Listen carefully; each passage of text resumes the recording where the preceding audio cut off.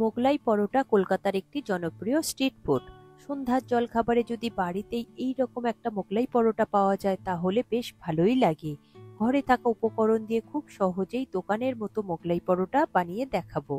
আর এর সঙ্গে যে তরকারিটা দেওয়া হয় সেটা ভীষণই টেস্টি হয়। কিভাবে হয় তার টিপস আমি শেয়ার করব। নমস্কার বন্ধুরা, কিচেন টেকনিকে আপনাদের সবাইকে স্বাগত। আমি মধুমিতা। আজ নিয়ে এসেছি একটা দারুণ স্বাদের রেসিপি। চলুন দেখে নেওয়া যাক। মোগলাই পরোটার জন্য আমি মেজারিং কাপে 2 কাপ পরিমাণে ময়দা নিয়েছি। আপনারা নিজেদের প্রয়োজন মতো ময়দাটা নিয়ে নেবেন। এরপর ময়ানের জন্য দিয়ে দেব 2 চা চামচ চিনি আর দিয়ে দেব স্বাদ অনুযায়ী নুন। আমি এখানে 1 চা চামচ নুন ব্যবহার করেছি। এরপর এই শুকনো দুটো উপকরণ খুব ভালো করে ময়দার সাথে একটু মিশিয়ে নেব।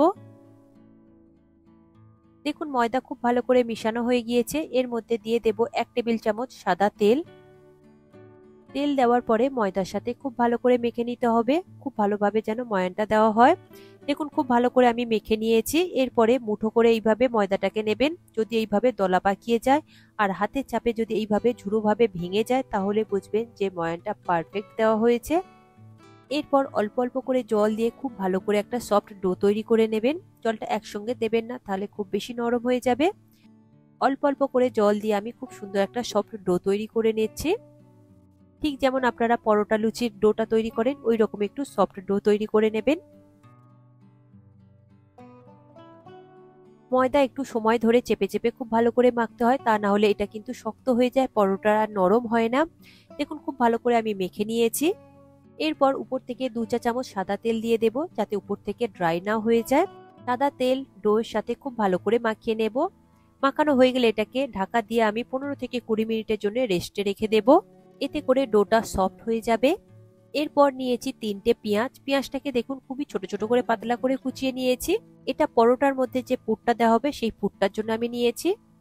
আর নিয়েছি একটা বড় সাইজের টমেটো। টমেটোটা আমি ছোট ছোট করে কুচিয়ে নিয়েছি। এটা মোগলাইয়ের তরকারির জন্য আমি নিয়েছি। আর নিয়েছি 5-6টা মতন আলু। এটা মিডিয়াম সাইজের আলু রয়েছে। আলুটাকে আমি খুব ভালো করে সিদ্ধ করে নিয়ে ছোট ছোট করে টুকরো করে নিয়েছি। আলুটা সিদ্ধ করে নিয়ে তরকারিটা রান্না করলে টেস্ট বেশ ভালো আসে। এরপর মোগলাইয়ের পরোটার পুরটাকে আমি রেডি করে রেখে দেব। তার জন্য একটা বোল নিয়েছি, তাতে আমি পেঁয়াজটা আমি পুরোটাই দিয়ে দেব। আর দিয়ে দেব 3-4টে মতো কুচিয়ে রাখা কাঁচা লঙ্কা। দিয়ে দেব অল্প করে একটু ধনেপাতা কুচি। এরপর এই 3টে উপকরণ খুব ভালো করে হাত দিয়ে মেখে নেব। তবে এখানে নুনের ব্যবহার করবেন না, তাহলে জলটা বেরিয়ে যাবে। তাই এইরকম হাত দিয়ে একটু মেখে রাখলে পেঁয়াজগুলো খুব সুন্দরভাবে নরম হয়ে যাবে। তবে এর মধ্যে আরো অন্য কোনো উপকরণ এখন ব্যবহার করব না, বাকি উপকরণ আমি পরে ব্যবহার করব, সেটা আমি দেখিয়ে দেব।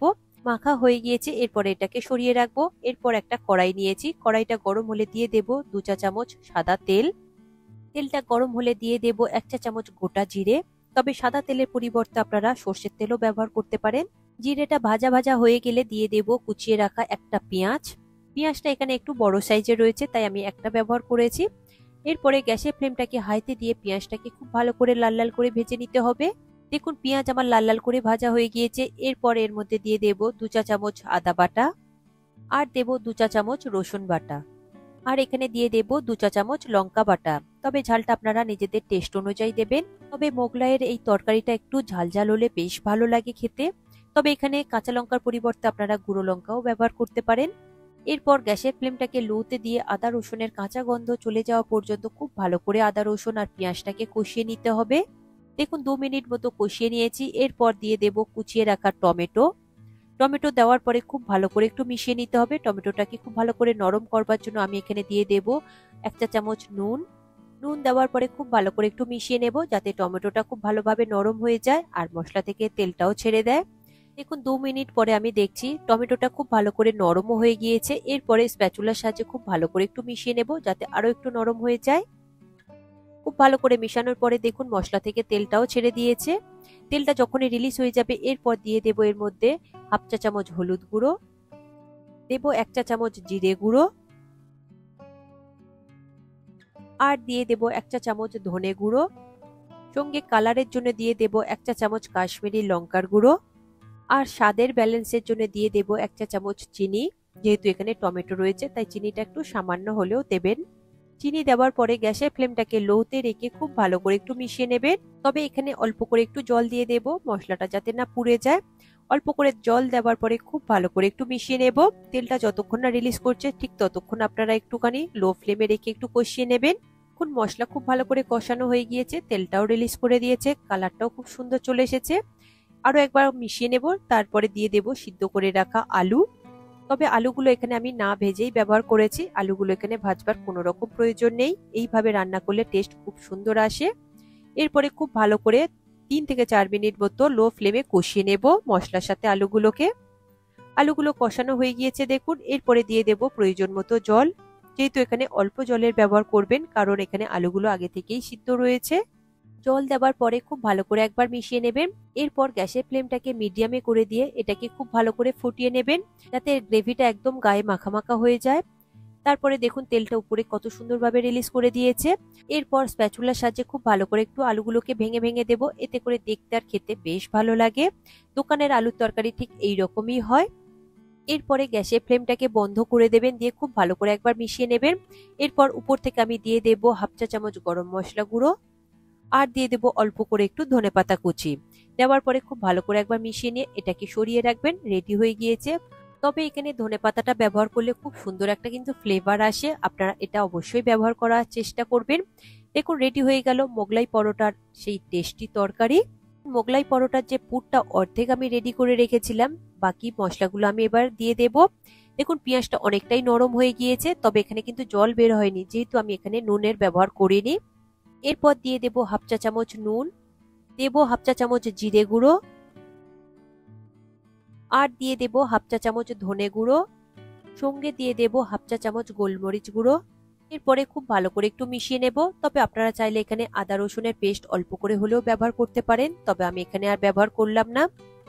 দেখুন খুব ভালো করে মশলার সাথে মিশিয়ে নিয়েছি। তারপরে এর মধ্যে দিয়ে দেব 2টো ডিম। তবে এই শুকনো মশলাগুলো কিন্তু ডিম দেওয়ার আগেই একটু মিশিয়ে নেবেন, তা না হলে ডিম দেওয়ার পরে যদি আপনারা মশলাগুলো দেন তাহলে কিন্তু মশলাগুলো আর ভালোভাবে মিশবে না, দলা পাকিয়ে যাবে। এরপর দেখুন কাঁটা চামচের সাহায্যে খুব ভালো করে আমি এটাকে ফেটিয়ে নেব, যাতে মশলার সাথে ডিমগুলো পেঁয়াজগুলো খুব ভালো করে মিশে যায়।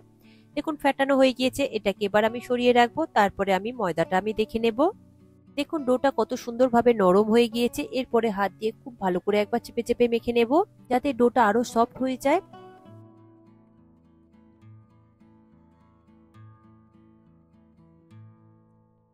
দেখুন খুব সুন্দরভাবে আমি মেখে নিয়েছি, সফট হয়ে গিয়েছে। এরপর এর থেকে লেচি কেটে নেব। এখানে লেচিটা একটু বড় সাইজ করে কাটতে হবে। নর্মাল ঘরে যেমন পরোটা লেচি কাটা হয় তার থেকে একটু বড় সাইজ করে আপনারা কাটবেন, যেহেতু এটা অনেকটাই বড় হবে সাইজে। দেখুন আমার 2 কাপ ময়দা থেকে আমার 5টা মতো লেচি বেরিয়েছে। এগুলোকে একটু সমান করে গোল করে নেব। দেখুন গোল হয়ে গিয়েছে। এটাকে 5 মিনিটের জন্য এইভাবে একটু রেস্টে রেখে দেবেন, যাতে এটা সেট হয়ে যায়। ততক্ষণে আমি তেলটা গরম বসিয়ে দেব তাওয়ার মধ্যে। এখন আমি একটা ননস্টিকের তাওয়া নিয়েছি, আপনাদের কাছে নর্মাল তাওয়া থাকলে সেটাও নিতে পারেন, কিংবা ফ্ল্যাট কোনো রকম ননস্টিকের ফ্রাই প্যান থাকলে সেটাও ব্যবহার করতে পারেন। এর মধ্যে দিয়ে দেব সাদা তেল। সাদা তেলের পরিমাণটা একটু বেশি লাগবে। তেলটা গরম হতে থাক, তার মধ্যে আমি পরোটাটা বেলে নেব। তবে পরোটাটা বেলার জন্য একটু বড় দেখে জায়গা নেবেন। আমি এখানে দেখুন চপিং বোর্ড ব্যবহার করেছি, তার মধ্যে 1 চা চামচ মতো সাদা তেল দিয়ে দেব। তেলটাকে চপিং বোর্ডের উপর খুব ভালো করে লাগিয়ে দেব। তারপরে এর মধ্যে দিয়ে দেব একটা লেচি। তবে লেচিটাকে খুব বড় করে বেলতে হবে আর ভীষণই পাতলা করে বেলতে হবে, তবেই কিন্তু মোগলাই পরোটাটা হবে। যদি আপনারা রুটি পরোটার মতো একটু মোটা করে বেলেন তাহলে কিন্তু একদমই হবে না।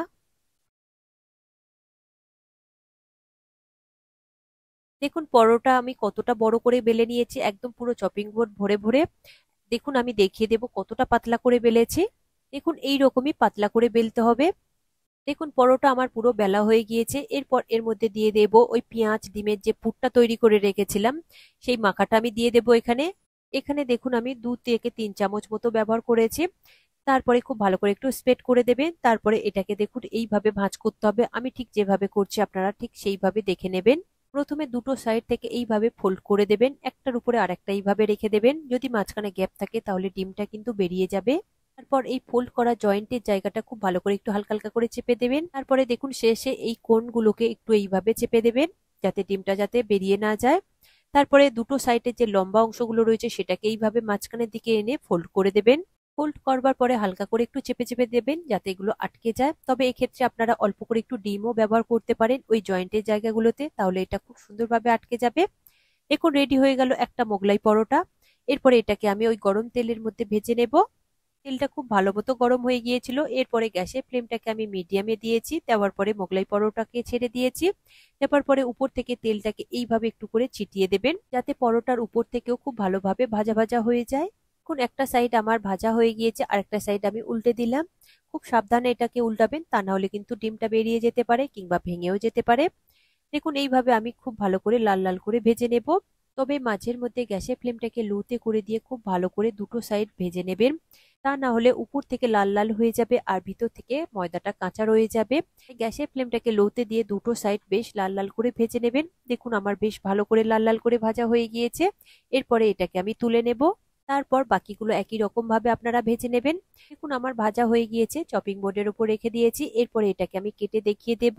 দেখুন মোগলাই পরোটা উপর থেকে কতটা মুচমুচে হয়েছে আর ভিতর থেকে কিন্তু ভীষণই সফট হয়েছে।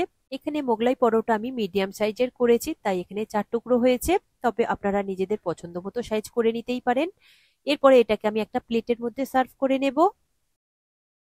দেখুন এখানে আমি টমেটো কেচাপ আর কাসুন্দি দিয়ে সার্ভ করেছি, আর সঙ্গে আলুর যে তরকারিটা তৈরি করেছিলাম সেটা আমি দিয়ে দিয়েছি। আর স্যালাড হিসাবে নিয়েছি পেঁয়াজ, গাজর, ধনেপাতা আর কাঁচা লঙ্কা। দেখুন মোগলাই পরোটার প্লেট আমার সাজানো হয়ে গিয়েছে, রেডি হয়ে গিয়েছে মোগলাই পরোটা। আমি দেখিয়ে দেব কতটা সুন্দর হয়েছে আর কতটা সুন্দর টেস্ট হয়েছে খেতে। আপনারা একবার হলেও এইভাবে বানিয়ে দেখবেন।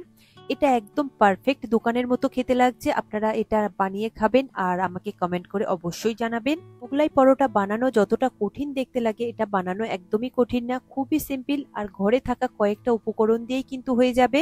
আর এই সমস্ত উপকরণ কিন্তু আমাদের প্রত্যেকের ঘরেই থাকে। আশা করি আমার আজকের এই রেসিপি আপনাদের ভালো লাগলো। ভালো লাগলে এইভাবে একবার অবশ্যই বানিয়ে দেখবেন। আমার মনে হয় আপনাদের সকলেরই ভীষণ ভালো লাগবে। ভালো লাগলে কমেন্ট করে অবশ্যই জানাবেন, আর সাথে লাইক শেয়ার করবার অনুরোধ রইল, আর চ্যানেলটি সাবস্ক্রাইব করে নেবার অনুরোধ রইল। আজ তাহলে এই পর্যন্ত, আবার অন্য কোনো দিন হাজির হয়ে যাব অন্য কোনো রেসিপির সাথে। সবাই ভালো থাকবেন, সুস্থ থাকবেন, আর ভিডিওটি পুরো দেখার জন্য অসংখ্য ধন্যবাদ।